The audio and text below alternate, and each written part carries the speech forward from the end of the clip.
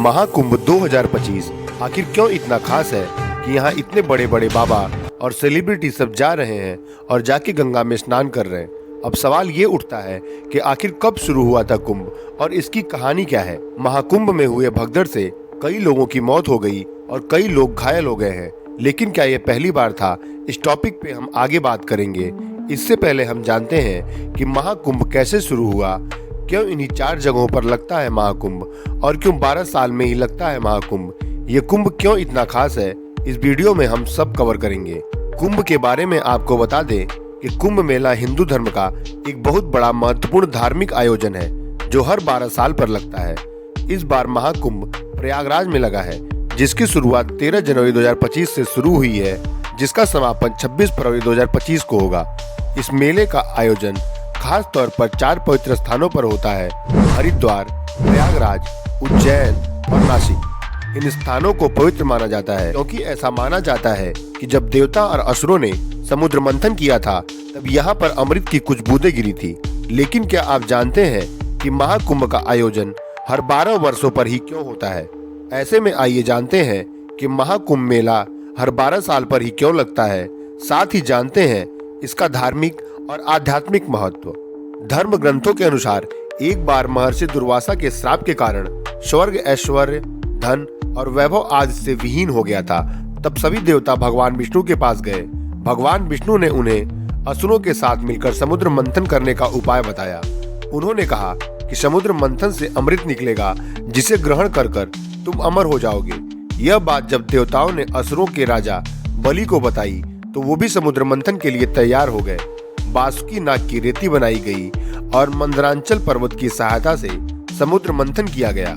समुद्र मंथन में 14 रत्न निकले, लेकिन जो सबसे खास था वो था अमृत कलश। जो अमृत कलश का अमृत चख लेता वो सदा के लिए अमर हो जाता। इसलिए देवताओं और राक्षसों में इसको लेकर झगड़ा शुरू हो गया। दानव अगर अमृत का पान कर लेते तो सदा के लिए धरती पर इनका अत्याचार होता। इसलिए भगवान विष्णु ने मोहिनी अवतार लिया था। जब देवताओं से दानवों को संभाला न गया तो उन्होंने इंद्रदेव के पुत्र जयंत को यह अमृत कलश सौंप दिया। जयंत ने कौवे का रूप धारण कर राक्षसों से अमृत कलश को बचाने की कोशिश की। जब वो अमृत कलश को लेकर भाग रहे थे तो उनकी 4 बूंदें गिरकर प्रयागराज, उज्जैन, हरिद्वार और नासिक में गिर गई थी। जहाँ जहाँ अमृत कलश की बूंदें गिरी वहाँ वहाँ कुंभ मेले का आयोजन किया जाता है। कौवे बने जयंत के मुंह पर भी अमृत की कुछ बूंदें लग गई थी। ऐसे में कौवे की आयु भी लंबी हो गई। आपको बता दें कि कौवे की आयु बहुत लंबी होती है। इसके अलावा अमृत की कुछ बूंदें धरती पर दुर्वा घास पर गिरी हुई थी। इसलिए हर शुभ काम में दुर्वा को पवित्र माना जाता है और भगवान गणेश जी को अर्पित किया जाता है। अब सवाल ये भी उठता है कि महाकुंभ आखिर 12 साल में ही क्यों लगता है? इसके पीछे 2 थ्योरी है।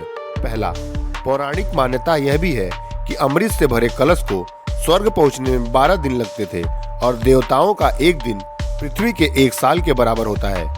यही वजह है कि पूर्ण कुंभ को 12 साल में आयोजित किया जाता है। दूसरी थ्योरी ये है, कुंभ मेले का आयोजन खगोलिक घटनाओं के आधार पर होता है। जब बृहस्पति ग्रह कुंभ राशि में प्रवेश करता है और सूर्य मकर राशि में होता है तब कुंभ मेला आयोजित होता है।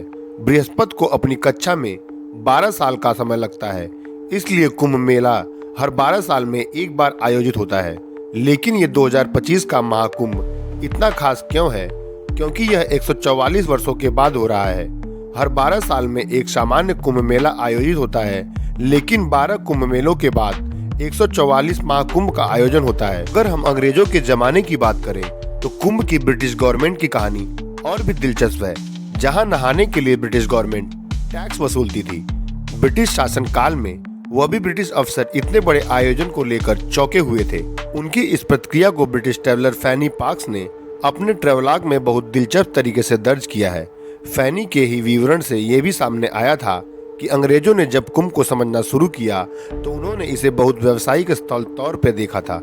फिर उन्होंने यहाँ जुड़ने वाली भीड़ को देखते हुए कुंभ मेले में स्नान कर लगा दिया था।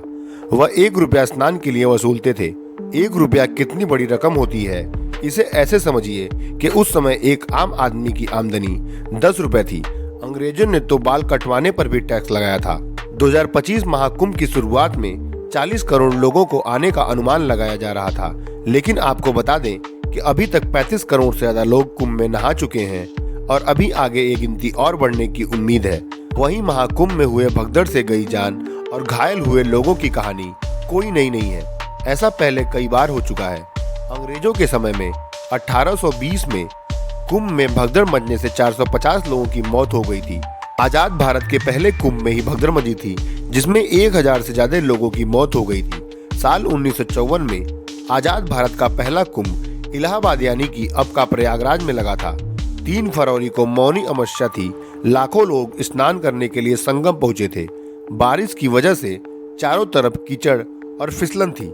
Senior photo journalist A.N. Mukherjee 1954 के कुंभ में मौजूद थे। 1989 में मुखर्जी की आंखों देखी रिपोर्ट छायाकृति नाम की हिंदी मैगजीन में छपी। मुखर्जी लिखते हैं, प्रधानमंत्री जवाहरलाल नेहरू और राष्ट्रपति राजेंद्र एक ही दिन स्नान करने के लिए संगम पहुंच गए। ज्यादातर पुलिस वाले और अफसर उनकी व्यवस्था में हो गए। मैं संगम की चौकी के पास एक टावर पर खड़ा हुआ था। करीब 10:20 की बात है। स्नान करने के लिए घाट पर बैरिकेडिंग लगाकर हजारों लोगों को रोका गया था। आम लोगों के साथ साथ हजारों नागा साधु, घोड़ा गाड़ी, हाथी, ऊंट सब घंटों इंतजार करते रहे। दोनों तरफ जनसैलाब जमा हुआ था। इसी बीच नेहरू और राजेंद्र प्रसाद की कार त्रिवेणी की तरफ आई और किला घाट की तरफ निकल गई। जब नेहरू और बाकी वीवीआईपी लोगों की गाड़ी गुजरी तो बिना किसी योजना के भीड़ को छोड़ दिया गया। भीड़ बैरिकेडिंग तोड़कर घाट की तरफ जाने लगी। उसी रोड पर दूसरी छोर से साधुओं का जुलूस निकल रहा था। भीड़ और साधु संत आमने सामने आ गए। जुलूस बिखर गया। बैरिकेड की ढलान से लोग ऐसे गिरने लगे जैसे तूफान में खड़ी फसलें गिरती हैं। जो गिरा वो गिरा ही रह गया, कोई उठ नहीं सका। चारों तरफ मुझे बचाओ चीख गूंज रही थी। कई लोग तो गहरे कुएं में गिर गए। मुखर्जी अपनी किताब में लिखते हैं, मैंने देखा कि कोई 3 साल के बच्चे को कुचलते हुए जा रहा था। कोई बिजली के तारों पर झूलकर खुद को बचा रहा था। उनकी तस्वीर खींचने के चक्कर में मैं भगदड़ में गिरे हुए लोगों के ऊपर गिर गया। अचानक ट्रेन के प्लेटफॉर्म चेंज करने से 2013 में एक बार फिर प्रयागराज में भगदड़ का शिकार हुए थे काफी लोग। 10 फरवरी 2013 को प्रयागराज रेलवे स्टेशन पर कुंभ मेले के दौरान भीषण भगदड़ मच गई, जिसमें 40 से ज्यादा लोगों की जान चली गई। चश्मदीदों के मुताबिक रेलवे ने आखिरी वक्त में ट्रेन का प्लेटफॉर्म बदलने की घोषणा कर दी, जिससे अफरा तफरी मच गई थी। 17 फरवरी को उत्तर प्रदेश सरकार ने इस घटना की जांच के लिए इलाहाबाद हाई कोर्ट के सेवानिवृत्त जज ओकारेश्वर भट्ट के नेतृत्व में एक जांच आयोग बनाया। आयोग ने 14 अगस्त 2014 को अपनी रिपोर्ट राज्यपाल राम नाईक को सौंपी। इस रिपोर्ट में रेलवे, उत्तर प्रदेश परिवहन विभाग, इलाहाबाद प्रशासन और पुलिस को जिम्मेदार ठहराया गया। उस वक्त यूपी में सपा की सरकार थी और अखिलेश यादव मुख्यमंत्री थे। आजम खां को मेले का प्रभारी मंत्री बनाया गया था। हादसे के बाद नैतिक जिम्मेदारी लेते हुए आजम खां ने इस्तीफा तो दे दिया, लेकिन दोष रेलवे और मीडिया पर मर दिया। उन्होंने कहा, जहां 3 करोड़ लोग एक दिन में आए, वहां इस तरह के हादसे के बारे में किसी को जिम्मेदार ठहराया नहीं जा सकता। मीडिया की सूचना की वजह से भी पैनिक क्रिएट हुआ है, उसे कंट्रोल करना है। कुंभ के इस कहानी में इतना ही। आगे मिलते हैं अगली कहानी के साथ।